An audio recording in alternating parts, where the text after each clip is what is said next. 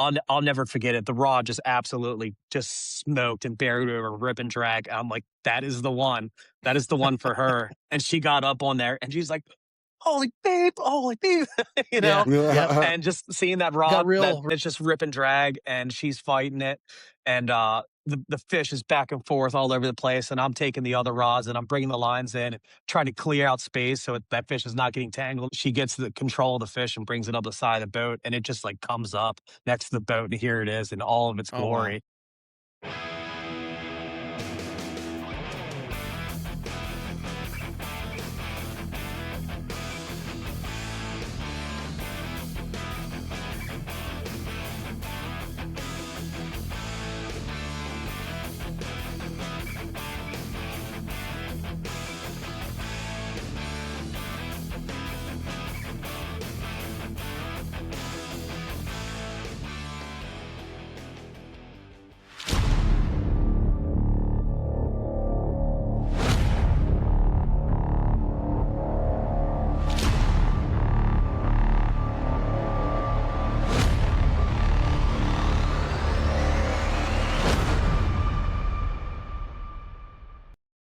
Hey, hunting family, welcome back to Tracks and Tackle. I am your host, the Arrow Eagle, Ron Mentzer, and today I'm joined with my co-host today is Josh Buchman. How you doing, Josh?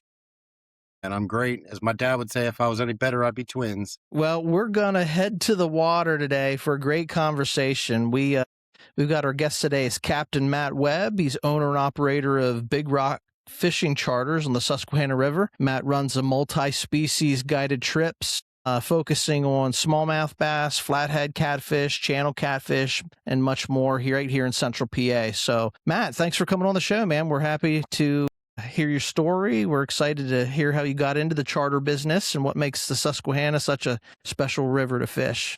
So all the details we'll get from you, man. Why don't you just introduce yourself to the audience? Cool. Well, fellas, looking forward to doing this with you today. We've been talking about it for a while, so it's finally here.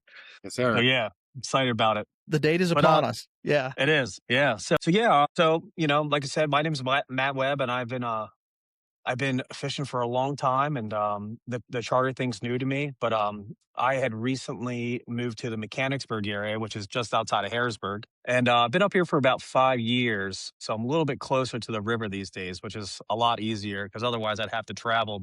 You know, I've been fishing the river here for a little over 15 years, but my entire, you know, youth was filled with fishing adventures, you know, and we spent a lot of time down in the Chesapeake Bay, and I grew up doing that and going out striper fishing and crabbing with my uncle and my cousins and my dad and just immersing myself in that whole scene. But, you know, as we got up, you know, more focused in Pennsylvania, you know, my family moved up here and, you know, it's like didn't really have that as much.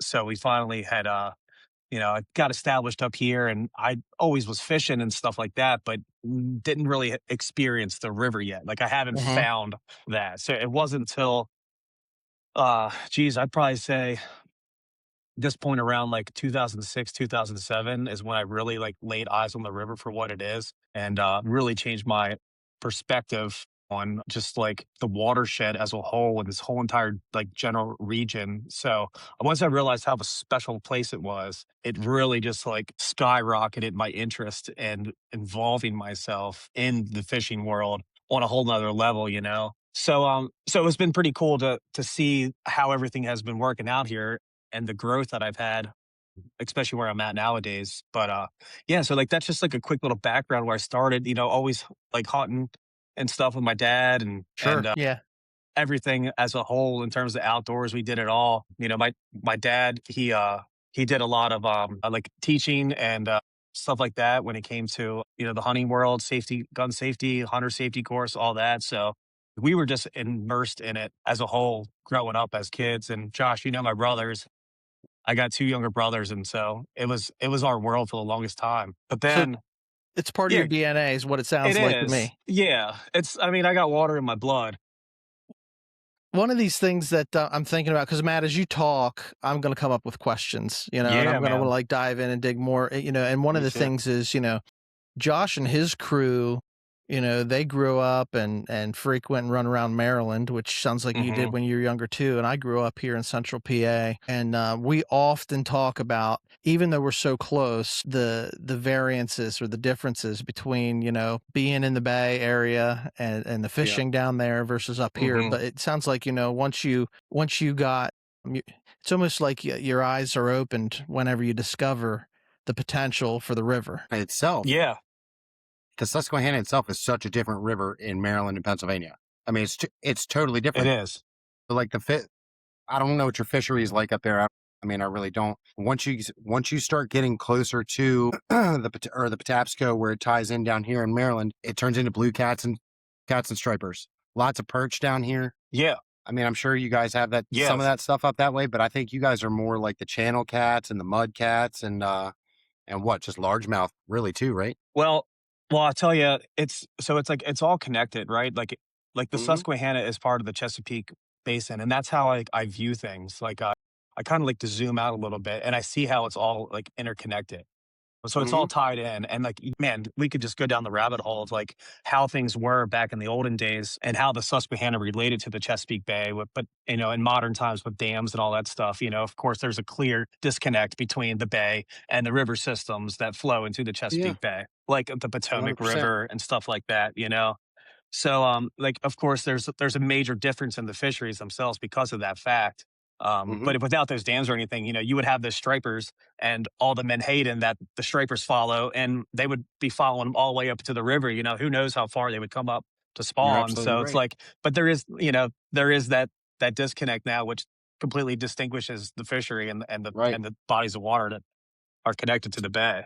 But I think it all plays hand in hand with itself. One question I've always had, because I've always heard this, like I said, I've never fished the Susquehanna in Pennsylvania. I hear it's rocky as, sorry, Ron, rocky as hell. Mhm. Is that true?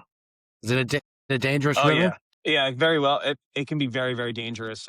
You gotta spend your time on it. You gotta get somebody to like teach you how to run the river. And up here from like a very basic standpoint, like a lot of us guys, we run jet boats. So, we don't have propellers. We run a jet outboard or some of the boats are inboard, of course, too, but it's all jet propulsion.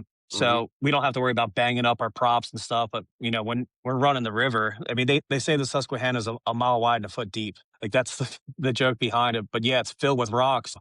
If you weren't running these jet boats, you'd be banging up all over the place. And don't Yeah, get me that's wrong, we crazy. still bang around on them, but there's a little less damage being caused when you're not running a See, prop it's boat. good. I didn't know that. Yeah.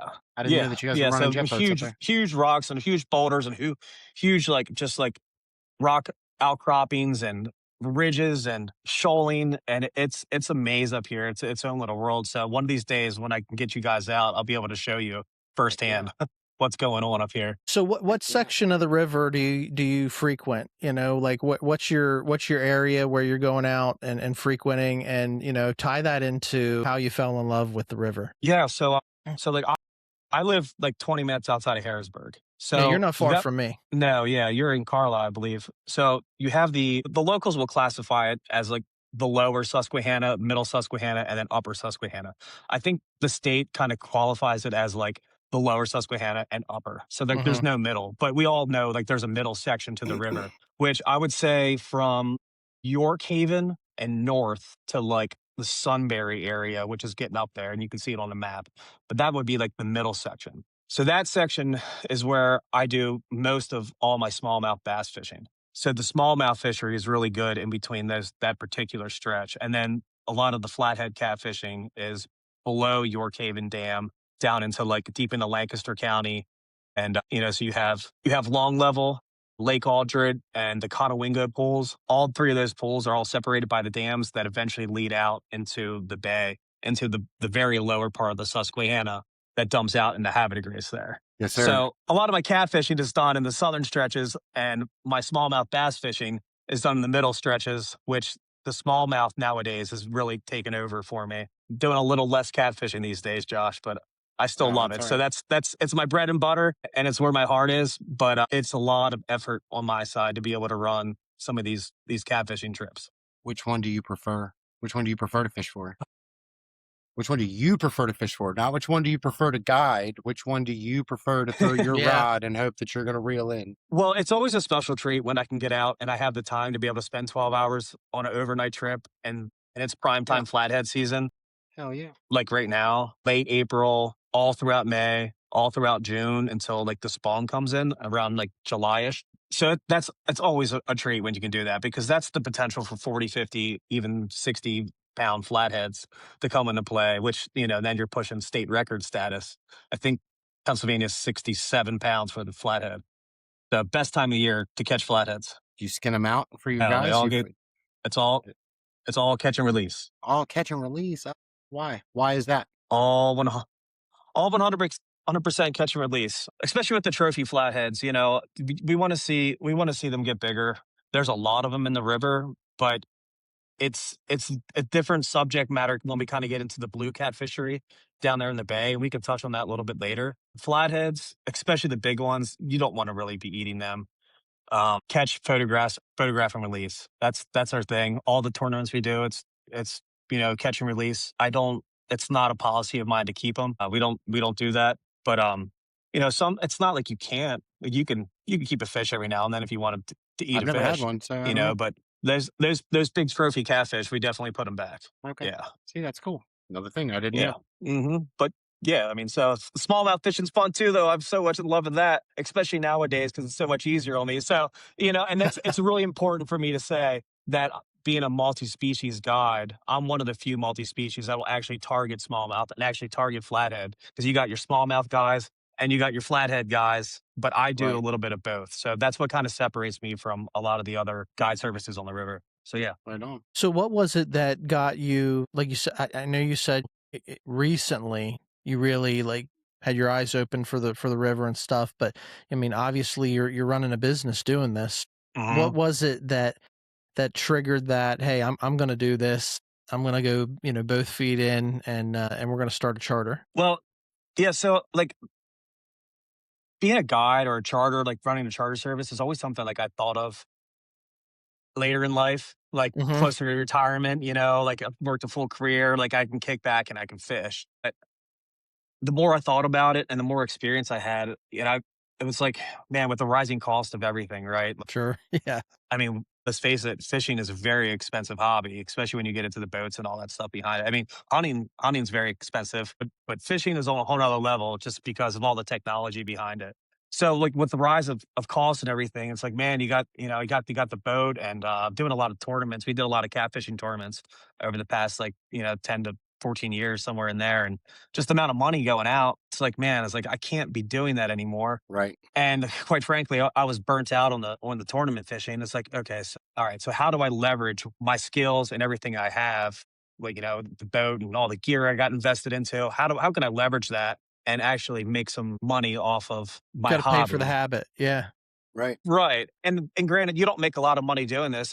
I'm happy if I'm breaking even doing what I'm doing, but it's fueling my passion, right? So, Yep, Right. I dig it. you know, that's kind of a part of it. And don't get me wrong, like I love taking people fishing. So that's kind of how what started getting into the guiding. But then I had to make a decision to do it now or later in life, just with given everything going on. I was like, I can do this. I have enough credibility behind me. Like I feel good about it. So it took a little bit of thought, but pulled the trigger. I have like the most random question, and Ron knows how I feel about this. I love getting people on their first of something. Like, I Yeah. got my buddy Cody, his first deer this year. My daughter killed her first deer this year.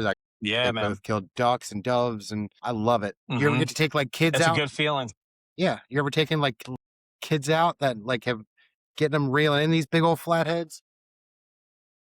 Yeah, we did a lot of that. A lot of birthday parties will come in. So like a mom or dad will hit me up and be like, "Hey, like my teenager just turned 16, and we want to do something different for him this year. So we want to book with Like you that. and get him out for 4 or 6 hours." And last year on 4th of July, I had a kid. He caught a big muskie just under 40 inches on 4th of July, and it was like his birthday trip. So that kid left that day just so incredibly stoked. The picture's floating around somewheres, but it's little moments like that which makes me happy doing what I'm doing. But yeah, or even That's like right. adult that gets on a 40-pound catfish, they've never seen a Yeah. fish that big, or the guys, dreaming somewhere that they want to go catch 40, 50 smallmouth in a day, and they come in here and they hook into a couple 20-inch bass. I mean, like those are the type of things that, like, people are thinking about that stuff at home, and I can give them that opportunity to do so. So it's pretty cool. You're That's speaking our awesome. language, Yeah, because brother. we're all about, one, I don't care if it's, youngster or somebody's in their 30s that had never done it Mm-hmm. before, Mm-hmm. or I like what you said. You've got guys out that they've caught fish, they have an idea what they're doing, but they come out and they really, they're blown away by the experience, or they tap Yeah, into something that they haven't before. exactly. And it's like almost takes it to the passion to another level. Yeah. And when we see people, that light bulb go off, or the eyes are open where they get the Mm-hmm. itch, Mm-hmm. then you're talking our language, because we're all about Yeah. passing on the traditions. And I think, each of us, through our show, everybody that interacts with our show, we're cut from a similar cloth, but we all have our unique upbringings, Mm-hmm. so we have our different passions. We got guys that Yeah, love for to duck sure. hunt. We got Mm-hmm. guys that like to bow hunt. I But I love it all. I just like having to be that outside. passion, yeah, I mean, having that passion where the light Mm-hmm. bulb goes off, and you're sharing, you've tasted something, Mm-hmm. where it comes to fishing big fish, and Mm-hmm. seeing somebody else experience that and being able to walk away, man, I love this and I want to do it again. Yeah.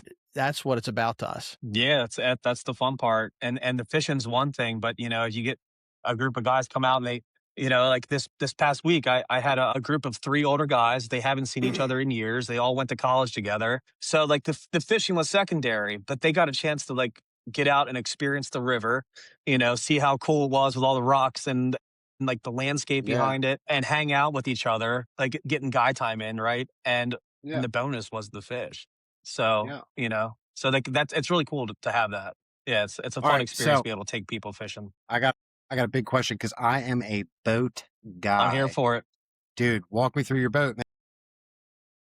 Yeah, so I had a bunch of boats over the years, and I got a pretty good boat right now. I have my eyes in the future a little bit of kind of where I want to get into, but right now it's a Crestliner modified V jet with the jet outboard, but mine's an 1870. So that's in terms of the dimensions, which the 70-inch bottom beam makes all the difference. So like my boat is a very wide boat, so there's the stability behind it.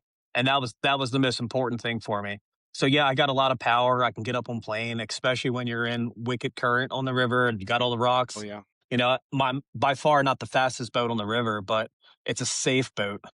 and it gets the job So, done. like, it gets the job done, and that stability is everything to me. So that's like the number Absolutely. one reason why I went with the boat that I have right now. So like it's a standard forward facing console, so you stand up pretty far on the bow of the boat, so you can overlook and see what's happening right in front of you. So that was really important too. You're just not sitting down, sitting low. You can't really see when you're working your way up through the river, stuff like that. So you're standing up, you can see everything. Up on plane, you're going 30 mile an hour downriver. You're going through a shoal of rock outcroppings, and you got to Right. see exactly where to hit it when you're flying down river. So it's really important to have the right boat being up here on the river. So Yeah, well, not just the you right guys will boat, and this see is more of that. yeah, this comes from a lot of experience. It's not just about having the right boat; it's about having the knowledge of the river. It's about knowing how to Exactly. handle it, and sounds like you know your what equipment you need to be out there, especially to do it safely Mhm. and especially if you're taking Yep. people out there, man. I mean, that's something you Hmm. really got to take into consideration. But that's awesome, man. So you've already talked about like the trips and stuff. I mean, what else do you guys get into when you're out there? You guys, here's a question, Ron. I'm going to ask a question that Chris would ask. What is one thing that you carry in your bag all the time? Like you got your fishing stuff. My tackle bag. Yeah, what's in your bag? That's what my brother would say. What's in my bag? That's a good question. It's a good question because, especially with the smallmouth fishing, every freaking day is different. So you never know what they're eating on, right? Right. Hmm. So if I had to choose one single bait for the smallmouth on the river, I would probably go with probably a tube, fishing on the bottom, jigging a tube. That's Okay. going to catch fish, Yep. or some similar like jigging presentation, whether it's a Ned rig or like a crawl fishing on the bottom. But a standard like green pumpkin tube will catch fish all year long. Heck yeah. They'll catch them when it's 35 degrees. They'll catch it when it's 85 degrees water temp. So that's probably my go-to. But believe me, we throw the kitchen sink at them because not every day that they want a friggin' That's tube. true. And That's One day they fishing. want a fluke. The next day they want like a chatterbait or a swim bait, or they want a spinner bait one day and they won't touch a fluke because they ate them the day before. It's just every day is different. So that's kind of the challenging part. It's just, the more you're out there, you kind of pick up on these patterns. But man, Well, it's you kind of think, fun figuring it out, though. I mean, That's part of it. I don't want to eat the same thing every day either. So, Yeah, exactly. it does Good make point. sense if you step back and you take the Yeah, 30,000-foot view. But so you said, you're catch and release, but take me through like a day in the life of, booking an event with you, so you go out, yeah. and what's a typical day with big rock fishing charters? Well, again, since I'm doing multi-species, I'll stick with the smallmouth, just for ease of conversation, because the flatheads, the catfishing thing's a whole nother dynamic. Yeah, the flatheads, we're doing a lot of night trips, 8 nights, not getting out till 7 o'clock at night, fishing till 12, 1, 2, 3, 4 o'clock, even 7 to 7, 12 hours out in the water. Uh-huh. But yeah, so like Those are it's long fun nights nights like though. that. They are. They're really fun, exhausting, but they're fun, especially the older that I get. Yeah. So like if someone wanted a smallmouth trip, they would get with me. We would decide whether it's like a 4 hour trip, 6 hour, 8 hours is a pretty good time frame. That's a long day on the water, Mm-hmm. Mm-hmm. especially standing up, actively casting all day, So that can, especially some of the older guys that come on, man, their back starts hurting out after hour 4. And meanwhile, they have 4 more hours of fishing to do. So, we usually take a lunch break. But yeah, I like to try to get out first light, get out there and just start picking it apart and kind of get into that pattern, like you were saying, figuring out what they're eating. And usually we can get into them pretty quick. So we'll fish for a couple hours, take a little break. I may switch things up and make a run, maybe go up 5 miles upriver or 5 miles downriver, let those guys take a break from fishing, kind of get a little bit of different scenery Right. and kind of like pick up back on that pattern and finish off a trip. So yeah, 4, 6, 8 hours. Some guys want 10. That's a long time, too, but that's usually the diehards at that rate. I think about when look, none of us are getting any younger. But I think Right. about when I was younger and, doing that 12-hour overnight Hmm. with your buddies and just hanging out. That was nothing. We were doing that every night, that we could every weekend. But anymore, man, I'd be that guy that, my back's getting a little bit stiff, doing this Hmm. after a couple of hours. So I can appreciate that. What, from your perspective as captain, like, what's Hmm. your favorite part? What's your favorite part of it? My favorite part is when say if like the bite is tough, right? Like, and the pressure's on me as captain. Like, it's my job to put people on fish, and fishing's fishing. We all know how that goes. It doesn't always work out the way that you want it to, and you got to really work hard for it. But like, hour goes by and no one's caught a fish. If I look over and I see someone hooked up, like I'm like, it's on. Like that's a good feeling for me when I know that they're finally catching fish the way they expected to catch fish. So Right. like Yeah, for sure. that part to me is personally exciting because that moment had came at what they were looking for. So that's always cool to me to see that. So I really like looking over and seeing rods bent. So yeah, What's some of that's the one of my favorite wh- parts about it. what's the biggest flathead you ever caught? My Or boat, some 48, 40, 49. Yeah. Okay, what about like what's the biggest one that you've guided on that somebody reeled in? Is that what you're saying? Around that weight. Yeah. On my boat. But I tell you, like this year in particular, not on my boat yet, but there's guys consistently catching 50, 55 plus pound flatheads, which is a monster. That's a monster fish, man. Awesome. I'd love to do that. Yeah. I've never caught That, a flathead. so you're set up on that spot. Usually got 6 to 8 rods spanned out on the back of the boat, depending on, how many people are on board or what the situation is. But man, a fish on that caliber takes that bait when you could be using a whole live sucker, 8, 9, 10 inches long, or Mm-hmm.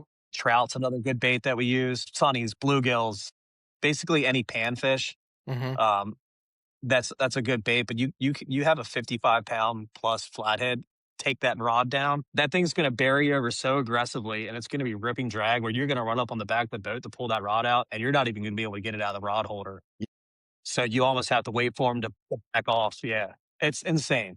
It's so aggressive. And that fish does what it wants. Yeah, I've never fought a flathead. Do they roll like a blue cat? Like you know how blue cat Oh, will like no, once a they're blue cat like gets up near the surface, it's gonna start barrel rolling almost like yeah, an alligator. Flatheads don't do that. They're just two completely different fish and two completely different environments. Pound for pound, a flathead is way harder of a fighting fish. We do we it. played around with blue cats for a lot of years down on the Potomac, and it doesn't compare at all to a big flathead.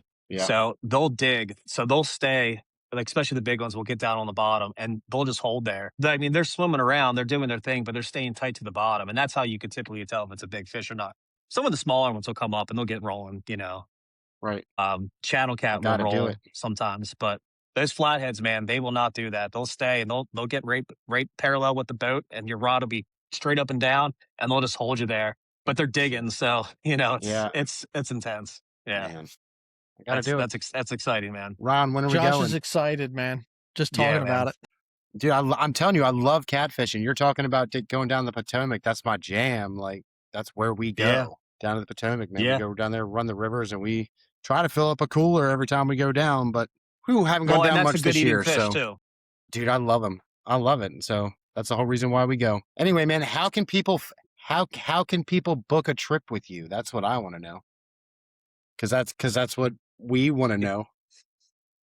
Yeah. I mean, I'm pretty easy to get a hold of. Like a lot of it's been pretty cool because a lot of guys been finding me organically on Google. So they'll search like charter or fishing guide and outside of Harrisburg or what whatever keywords that they pick out, and they find me on Google. So then like all my contact information's on my website, email and cell phone and all that. So it's always nice when I know Google's doing its job. But Right. otherwise, a lot of times people will find me through Facebook if like I make a post or something like that. But then I'm on Fishing Booker, which is a booking agency. That works out well for people just searching generally for a trip.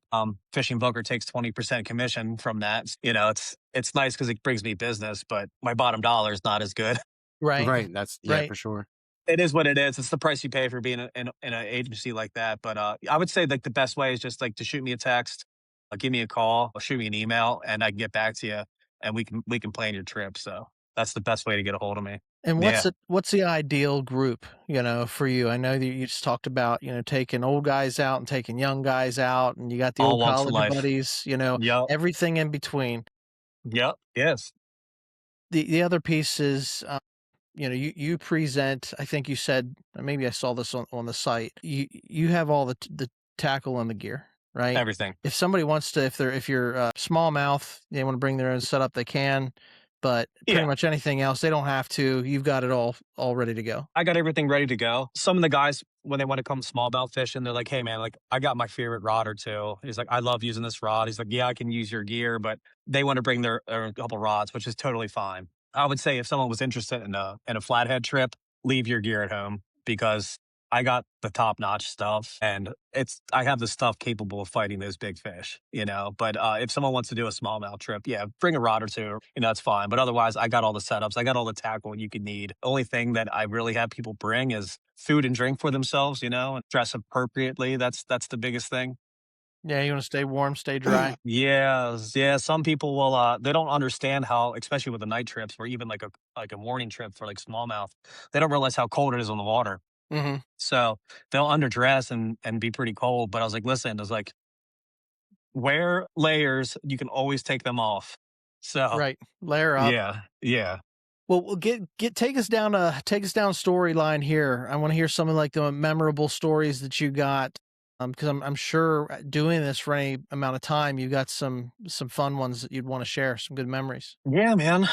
Yeah, so yeah, I really have to think back because there's quite a bit of them, and even aside from the guiding, just like all the fishing and stuff on the river in general, there's been a lot of times where it's like a lot of memories. It's hard to pinpoint some of them, but I think the one that comes to mind immediately is when my wife when she got to see one of those big flatheads for the first time. So Right on. we Yeah. it was a couple trips, right, that we were trying to get her on, and so like we had caught some fish, but she didn't get that overall like I'm hooked type of thing, Yeah, you didn't see the light bulb go on just quite yet. Not quite yet. I mean, don't get me wrong, she had a fun time being out in the water, but she hadn't seen like the full brunt force of a 40-pound plus flathead, and I wanted to put her on there. So the night that it happened, it was just her and I, and we were actually fishing a tournament. We were about an hour into the tournament, and it was nothing had happened at all. We haven't even had a single tap, and we're set up. We're down at Long Level, and that's in the Columbia Wrightsville area. You got Turkey Hill there, the actual Turkey Hill. You got the Hmm. big windmills going. Yep. So we were Yeah. kind of like set up right near where those big windmills are there on the river. I'll never forget it. The rod just absolutely just smoked and buried over rip and drag. I'm like, that is the one. That is the one for her. And she got up on there and she's like, holy babe, you Yeah. know, Yeah. and just seeing that Got rod, that real quick. yeah, and it's just rip and drag, and she's fighting it, and the fish is back and forth all over the place, and I'm taking the other rods and I'm bringing the lines in, and trying to clear out space so that fish is not getting tangled, this and that. Right. And we call it the old catfish shit show, right? Like it's just Yeah. it's pandemonium. So she gets the control of the fish and brings it up the side of the boat, and it just like comes up next to the boat, and here it is in all of its Wow. glory. She you just saw how stoked she was. It was awesome. We won big fish of the tournament that night. So not only did she catch her first big one, we won some money on it too. Wow. So like That's that was awesome. one that just like stood out. Yeah, and there's like a lot of different stories like that happening, like, just these big fish that come in and then when you least expect it. So it's always cool when that happens. But that was really cool when she got on her first really big one. So Absolutely. yeah, it was It's cool. amazing how you can go from like, nothing to, it goes 0 to 60 just Yeah, like that in the matter of a few seconds, and yeah, it's on, it's on. it's game on. It is, yeah. I mean, some of those night tournaments we did, we would fish all night long with nothing, and then here it is, 4 or 5 o'clock in the morning, as quiet as can be, and then all of a sudden that morning bite picks up, and boom, boom, boom, fish after another. It's like a That's light what, switch sometimes. It's crazy. yeah, as Yeah, quick as it turns on, man, though, it can turn off too. I mean, exactly. That's why you got I you got can to capitalize on it while the fishing's good. absolutely. Oh, man. Yeah, man. So let me ask you this question. Like I'm gonna give this a try. Like I'm gonna give this guide thing a go. I mean, I know you said you were raised on the rivers, like, or you were raised fishing, you were raised in the water. I know a little bit about your dad's background. So I know that, Yeah. I know you guys were raised outdoors hunting and fishing and doing all this stuff. Hmm. So when was it in your adult life that you're like, I got to do it. I got to do it now. I'm going to do it right now. I know we touched on it a little bit earlier, but like this stuff Yeah. is really intriguing to me. So Yeah, like when I made that ultimate decision to pull the trigger to start yeah, running and operating my own business. Well, it was a slow progression, I'd say, because it's something like that popped in my mind. Like I know I want to do it. There's other guys that were doing it, and you see some of that success behind there. And so it's like it's always had something that's been on my mind. And I had fooled around with like the business concept about 3 or 4 years ago. But I couldn't pull the trigger until I felt confident behind myself with it. And it's really important to me to have like that real credibility behind like not only my fishing skills, because that's one thing, it's like when you zoom out, fishing's easy for the most part, but there's a lot of fine-tuned detail stuff, like me personally, that I feel like I needed to like really be like up there with before I was like, okay, I'm ready to do it. But like from a boating point of view too, and then like a navigating point of view and a responsibility point of view, like those that's things had to come and yeah, play first too. So I had to make sure I had all my proper qualifications and everything, had all my licensing, all that good stuff figured out first before I could actually go and get my guide license in Pennsylvania. So it really is like a slow progression leading up to it. It's not something that you do and like you play around the internet for one night and then boom, like you're all of a sudden you're like a captain. You know what I mean? So like there's some things that are pretty easy to get qualified to be a guide in Pennsylvania, like CPR certified, like your standard state boating license, like that is a basic requirement, which is a couple-hour course online. You have to have insurance on your business. So you have to have all these things lined up before you actually apply to be a guide. But the big thing for me was I did a 14-week class with the Coast Guard Auxiliary and got my boating and seamanship certificates through the Coast Guard, which is actually not a requirement for the state. But again, it was more of a personal credibility thing on my side, knowing that I had the confidence and just having that piece of paper. And it was awesome because there's a ton of things I learned in that class that like maybe I knew, but like didn't know the details of said subjects throughout the course. I mean, it was every single week for 14 weeks long, in person training, and they're teaching how to tie like all these crazy different knots and stuff. Like, not that I use a mhm, lot of stuff, but it's all exposure or like how to read a navigational chart, like the old school way, and not just pulling up an app. right. Stuff like that like just really solidified my credibility. So I had to work to get all those things. So that's kind of what led me up to it. So once I was able to check all these different individual boxes out for myself, then I was like, you know what? I think we're good. I think I'm going to start applying, and applied and had my my captain's license, or my charter license, I should say, for the state, pretty quickly. Heck yeah. So All yeah, confidence builders, and every day is a learning lesson if you're willing to learn. You know what I it mean? is. Like we're sitting here, I'm learning stuff just listening to you talk, Matt. So if you approach life that way, where you're willing You to have be to. teachable, Yeah. every day is a classroom. Yeah, Hmm. yeah, it has to be like that. Otherwise, I mean, that's what I teach my kids every day. My daughter got home from school today. She's like, "Daddy, I don't have any more learning for the rest of the week." I'm like, "Okay, That's like, not how this works. yeah, it's not how this works at all. Let me teach you a lesson right now." You know. Yeah, That's right, right. exactly. So So here yeah, it's always good, especially in this outdoor game. I have a question. So Yeah. Ron and I are talking about, coming up and going fishing with you. I live in Maryland. Do I have to buy my fishing license to get on your boat, or is it covered under Yes. your captain's license like it is in Maryland? It's not like Maryland. So in Pennsylvania, you do have to have your fishing license if you're coming in. Whether you're in state or out of state, you have to have your fishing license to be able to fish. Maryland has the charter, or I should say it's the title license. So the boat is actually licensed to be able to take everybody on board out. But in Pennsylvania, you have to have your individual fishing license. But if Okay. you want to come up just for a day, you can get a day pass. You That's can what get I it, was or getting like a ready to 3-day ask. license. Dude, I was getting Yep. ready to ask See, if I'm a they did step a ahead of you. temporary. Yeah, next questions, right? Yeah. But So this is it's what we pretty easy. Yeah. this is what we talk all the time. We're always comparing, what you're allowed to do in one place versus the next, and Hmm. inevitably, there are variances, right? So very cool, very cool, Hmm. Matt. As we begin to wind down here towards the end of the episode, I want to talk, from fishing the river Hmm. tips. What pointers would you have for guys that want to go out and Yeah. fish the river, from your expertise? Why don't you Yeah. lay some knowledge on us? Well, let's talk about smallmouth fishing first, and then we'll kind of get back into the catfishing thing. All right. So, you got a boat and you want to come up and fish the river. First of all, you have to find the best launch that's going to work well for your boat. Now, if you do have a jet boat, an outboard jet, you can pretty much launch anywhere depending on what time of the year it is. So, one thing you're going to want to check before you come up to the river, you want to go on the NOAA website, which you could just type in river levels on Google, and you want to see what Harrisburg is running at, right? So you always want to know what the gauge is for the river depths, Hmm. regardless on what stretch you fish, because you could fish 10 miles south of Harrisburg or 10 miles north of Harrisburg, but a lot of times you can gauge where the river is going to be at just by reading that particular stage forecast.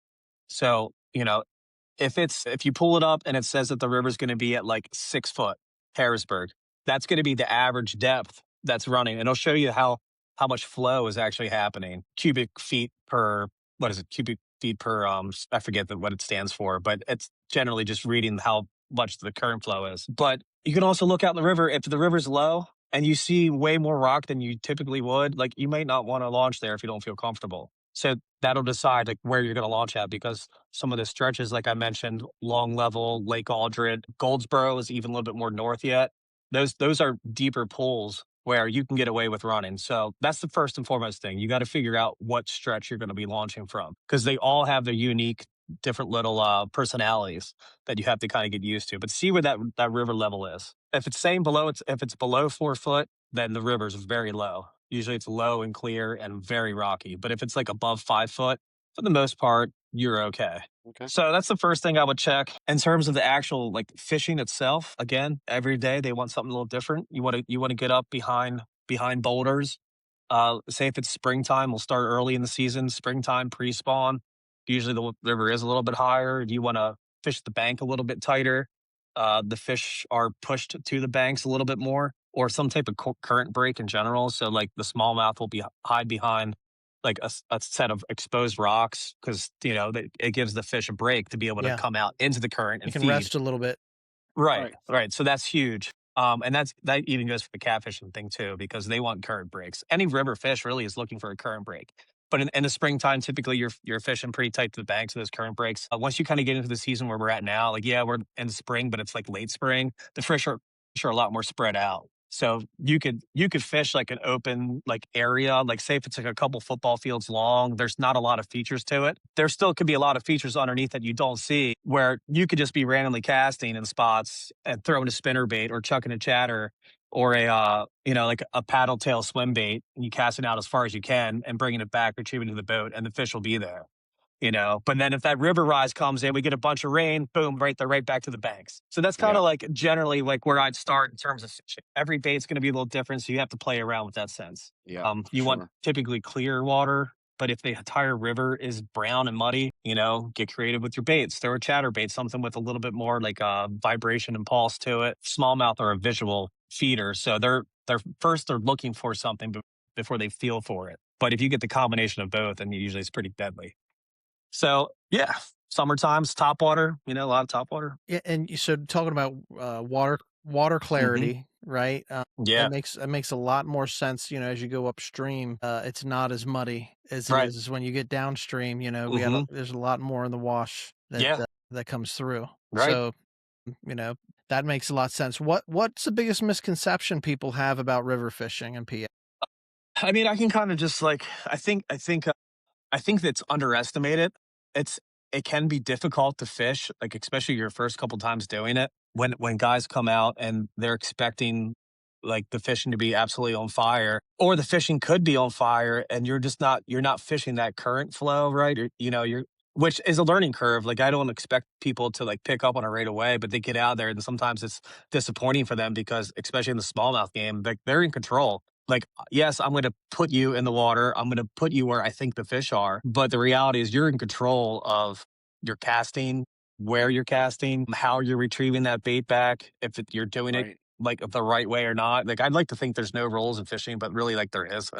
you Yeah, know, like, you know, you got to like if color you, inside the lines. right, if you got Yeah. a guy Sure. that wants to throw a chatterbait and he throws it way back behind the boat, and now he's bringing that up against the current towards the boat, like, that's not going to be really conducive unless compared to like throwing it like upstream and letting it kind of flow down from the upstream perspective like back to you, so like the presentation's different then, so like it is, you are in control of what you're doing. Some guys think that they're going to magically show up on their lure, and that's not the case. Like you have to work for them. You can't really be lazy, so Yeah. quote unquote, You when gotta you set the fish. table, man. Yeah, When you say about presentation, I go back to like, what they wanna eat, yeah. and you could look, I've ate paper plates and I've ate, very fancy dishes, Uh-huh. but presentation does matter. Yeah, it does. It does. Yeah, there's a million variables, and you just have to like keen on that. Speaking of presentation there, Matt, this is your this is your time to shine, buddy. Sell yourself. Why should people that are listening to us book a trip with Big Rock Fishing Charters? Well, first of all, my most important job by far is making sure everybody's having a good time. I don't Bingo. I'm not the type, I'm not like, I don't put a bunch of pressure on my people. I want you to have fun regardless of what's going on. So like, I'm not that captain that's going to like be putting a bunch of pressure on you, this and that. I want you to be relaxed. And, not to say anything about the other guys, but some of these guys are a little tense. Yeah. Some people take it too seriously.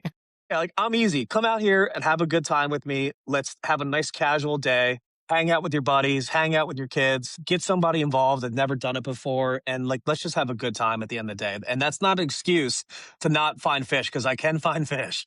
Mhm. But that's the fishing is secondary truly to me. I just want you to have a good time and make sure you're getting your values worth. So if you want to have fun, you can book with me. There's a lot of great guides out there. Don't get me wrong. There's a lot of really good guys that really know what they're doing and have way more experience than I do. And I'll never discredit them. But I know we'll have fun. So that's my Yeah. selling point there. Yeah, Right man. on. Well, that's what our group's all about. They wanna have a good Yeah. time and, you just wanna enjoy it, and I liked what you said, take somebody out that's never done it before Yeah. and introduce somebody to it. Exactly. So, how can folks find you? Yeah, well, like I said, my website, bigrockfishingcharters.com, Facebook, Big Rock Fishing Charters. I always try to keep up on all the posts. So anytime I have a trip, there's a ton of pictures there to see and kind of see what we're doing and seeing what things are looking like. And, That's I how I try to found keep you. up with some reports and yeah, man, good. Yeah, I'll share it through my personal page on Facebook. I'll share like a trip or something like that. And so, but yeah, Facebook. I don't do Instagram. I don't really like mess with that. I don't really mess with TikTok. So basically, my website or Facebook is the best way to find me. And if you want to dig a little deeper, there's a ton of stuff and throughout all that to be able to just to get a little bit more information, pricing and all that good stuff. And then the gallery. I mean, I post most of my at least like the notable catches on there. So I don't post every single fish, but there's Sure. quite a bit of them to see what we're doing on there. So, Well, so guys yeah, want to take the picture, right? I mean, they want to take yeah, the picture, especially if it's a exactly, notable catch, and yeah, you want to capture the moment, and that's how a lot of us got started. hmm When I say a lot of us, so, the guys that run in our circle, that run outdoor pages and things like that. Guys are just they want to capture that moment and, hmm and memorialize it and share it. So it's not yeah, just for you; it's for let me share this with my buddy because some of the best times are after the hunt when you're back at the pickup truck, and you're telling the hmm stories, or yeah, it's once you're back at the dock and you're done for the day and you're just debriefing yeah, the time that you spent on the water. So yeah, absolutely, I can yeah. dig it, Even man. even from a hunting's perspective, I'll tell you another quick story before we wrap things up. My and Josh, you probably know my brother Brandon. So like just real quick, there was like a little bit of a falling out that we had for a couple years, and everything's good right now. We have a great relationship. But last year, I killed my first turkey, and after the hunt, I was back in my truck, and him and I had met up after I killed that bird, and it was just such a profound moment that we had with each other, Yeah. and we were disconnected for a couple years, but I killed that bird, and that was such like a memorable moment. So like, yeah, you're right. Like it really is that about the end of the day and sharing those memories with the people you love and enjoy the most. So yeah, man. Yeah, man, that's what it's all about. My brother's like my hunting go-to partners. Yeah. I know all Heck about yeah. that. And Ron's becoming part of this life. He's been coming down and doing some duck hunting and goose hunting with us. And That's awesome. I've never duck yeah, hunted man. before in my entire life. Oh, Honestly, come I'd on, love to man. try it out sometime. Dude, that's my favorite. Yeah, Whew. These guys are waterfowl guys, man. You got to watch them. They'll I try I to know pull it's you in fun. because it's a social thing, right? I It mean, you can is do it socially. It's not like, I'm a bow hunter. I want to go sit in my tree stand by myself all day long, just me and God and my exactly. thoughts, but that waterfowl hunting, these guys, it's a social event. I want to sit with 3 or 4 other people. Yeah, heck yeah, yeah. I It's want to so get into fun. that sometime. Be fun. Well, Yeah, it is any a lot of final fun. words, Matt, that you want to leave the audience with? Appreciate you taking the time to hang out with us. But any final words that you want to leave the audience with? No, I think it was good. This was nice, and if you do want to reach out to me. Feel free to do so, and I'd be happy to set you up with a trip. Going into the summer here, things do get a little tough throughout the summer months. The river gets really low. Fishing kind of slows down a little bit. You got that really early morning bite, whether it's catfishing or smallmouth fishing. Sometimes midday it gets really tough. So like we can certainly catch fish this summer, but leading up to the fall is a really good time to get out. We can get a trip on the books as early as you want. So if you want to reach out now, we can get you in on October, um, during football season, what they say, Mm-hmm. Yeah. and get you on the books. So yeah, I think that's it, man. I can book you anytime throughout the course of the year, and then you guys yourselves, we have to talk about a date, and maybe we can do a little YouTube video and get something Yeah, we get rolling. something going for the channel, man. We gotta Yeah, get your name absolutely. out there. Cool. Josh, anything from you, man? Because before we wrap up. Listen, man, this was great. And I actually learned a ton about the river. And I learned that I need to buy a Pennsylvania fishing license, even if it's only Yes, you temporary. do. And yeah, so I actually had a great time, man. And that's it. It's cool, man. Me and him actually have like a weird tendered history where I know his brothers from way back in the day, and me and Yeah, his dad actually just taught my daughter's hunter safety class. So that's just like this weird full circle moment. So Matt, it was cool catching up with you, yeah, man, and like learning about all this stuff. Great meeting, great yeah, meeting you. And absolutely. Ron, we got to get together I'll and have get to on this tell you. boat. I'll tell you some stories about my pops on a different time. We'll Yeah, save right that. on. We'll save that for another conversation. Yeah, tell him to come on here. This But is yeah, fun yeah, I think he would like that. We should do that. We should get him on here. Put the pressure on him. for sure. Well, let's make it happen. Certainly, Matt, we always say we start the show off, we're talking, our audience is our hunting family. And so once you come on, you become part of the extended family. So, I appreciate it, you're guys. welcome back anytime, man. Appreciate you. Thanks for coming on. Big Rock Fishing Charters. And listen, we got some good guests coming up here as we go into the summer. Coming up, we got Duck and Dog Apparel. We've got M Camp Hunting Podcast, and we have another roundtable. We're going to try to do a roundtable with a different member of the collaborative on a monthly basis, as well as some other things we got up our sleeves. So stay tuned. Keep following along. If you've stuck with us this long, like, share, subscribe, drop us a comment, go on Matt's website, check out the gallery. And as always, we're going to remind you guys to get outdoors. Nature is our playground. Stay wild. Peace out. See you guys.